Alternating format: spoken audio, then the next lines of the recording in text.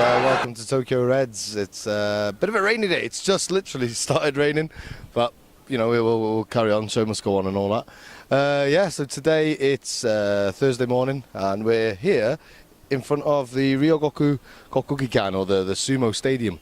And just a bit of information: it was open in January 1985, and it has a capacity of just over 11,000, which is pretty good for a sumo stadium, I guess.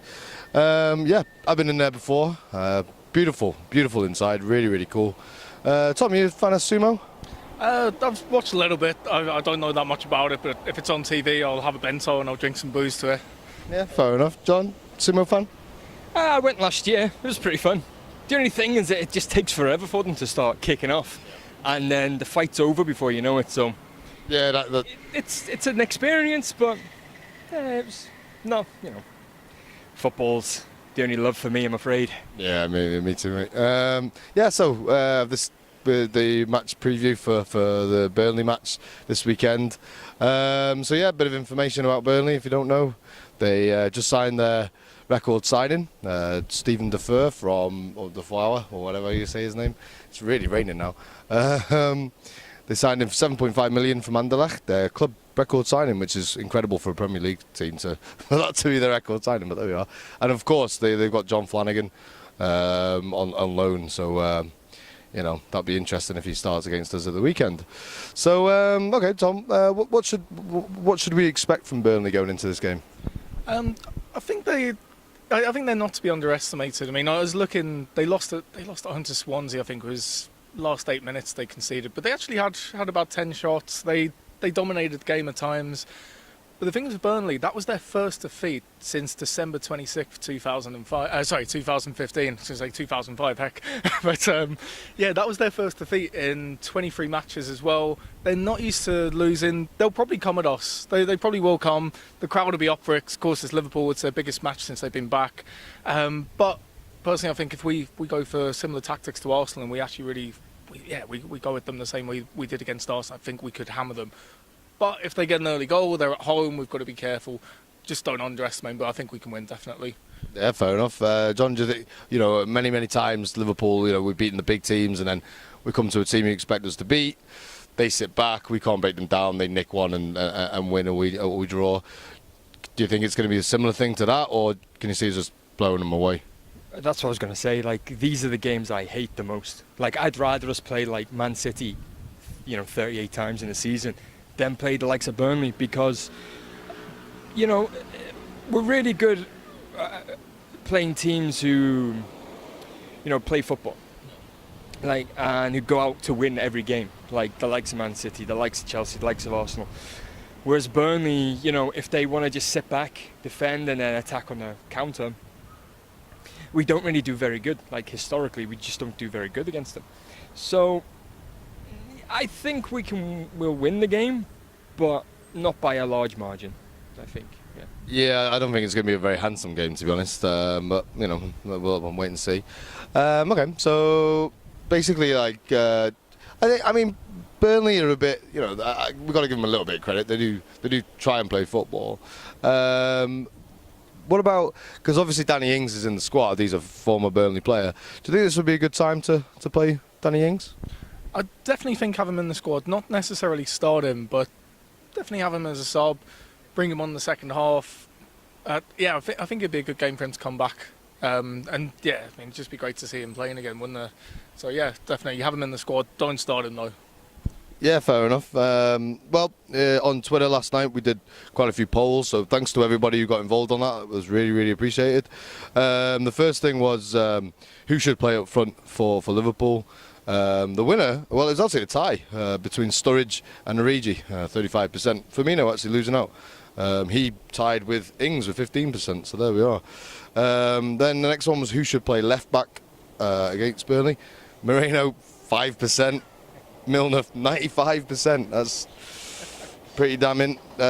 What formation should they use? This was a tie. 4-3-3 and 4-2-3-1 were both 42%, so that's fair enough. And this is an interesting one, actually. Should Klopp start with the same lineup against Burnley as he did last weekend? Only 21% said yes, which is quite interesting, you know. And the last one, which midfield three do you think is best? I said Hendo, Grujic and Chan, or Hendo, Lallana, Wijnaldum. 53% said Hendo, Grujic and Chan, and 47% said the other. So it looks like people want a bit more of a defensive midfield than what we had against Arsenal. Do you think, because it was a very attacking side against Arsenal, John, do you reckon that's, should we continue with that, or should we be a bit more pragmatic? No, I think we should continue with the attack, because if you just look at our history, the last few seasons, you know, like Norwich is a good example. 5-4, sorry. 5-4. You know, we concede. We're just a conceding side, but our saving grace is that we can go out and score like +1 goals in most of the games, you know. So I think we should just attack. It would be a bit difficult maybe towards the end of the season if you just play an attacking season, but we just need the points, you know, and I think that's the most important thing. Yeah, no, I can kind of understand why people would want a bit more. I think in the bigger games, definitely. Oh, there's some actual sumo wrestlers over there, but there we are. That's a shame. So yeah, like, Tom, do you reckon that? What do you think? Attack or defend? I would second that. I think attack's the best thing because, like I said, Liverpool, unfortunately, at the back, we're not that strong. So if we go defensive, even if it's defensive midfield, they go ahead. And it reminds me a bit of Stoke back in the day. With Stoke, if we don't attack hard enough, they can get a 0-0, or they might even sneak a 1-0 against us. But I remember when they came to Anfield, it's going back a bit, things like 2007, 2008, but I remember Stoke coming to Anfield, and the season before, they had drawn 0-0, made it really difficult for us, but we hadn't attacked. It was Benitez's side. We'd gone very defensive. We tried to break them down slowly, and it just didn't work. The next season, we took the lead in the second minute. Stoke's game plan was ruined. We won 4-0. And I look at Burnley like that. If we go there and we attack and we can get an early goal, or at least a goal within the first 20, they're going to have to come at us the way our attack is. If that happens, we could destroy them. We could win about 4 or 5-1. I'm not getting ahead of myself. I really do think we could do that. But of course, if we don't attack, if we set up too defensive, the longer it stays 0-0, the more nervy we might get. And then if they sneak a goal, hate to say it, but I don't trust our defence right now, especially after that Arsenal game. The thing is as well, like especially with Grujic, you know, he had a good pre-season, but he hasn't really played in the Premier League yet. You know, in the pre-season you can have a good pre-season, but it doesn't really, not that it doesn't matter, but it's not Premier League experiences. So I think he's a player you've just got to ease in rather than just start him. Then again, it'd be a good game to ease him in, I suppose, but like Carling Cup, I was thinking more like that type of competition. Yeah, no, I understand that. For me, I mean, I'm quite impressed with Grujic. I think he will adapt quite quickly because he's just a bit of an hard case, isn't he? I like him. So Mignolet's in goal. You know, we were a bit arse on him in the last episode. He actually did play quite well. So Mignolet's in goal. You know, It wasn't harsh on him at all.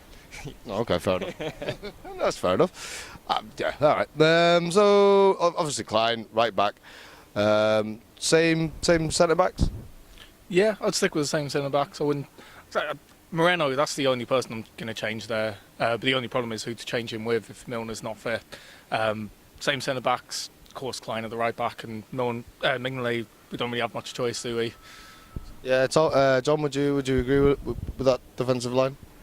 Yeah, just again, it's just Moreno, isn't it? So. But would you say, like, you know, I think Moreno against the smaller clubs, no disrespect, you know, I do think he can be quite good for us. You know, if we're just attacking, you know, he's fine. But we'll have to wait and see, really. But there we go. Okay, so midfield. Midfield, definitely start with Emery Chan, Hendo.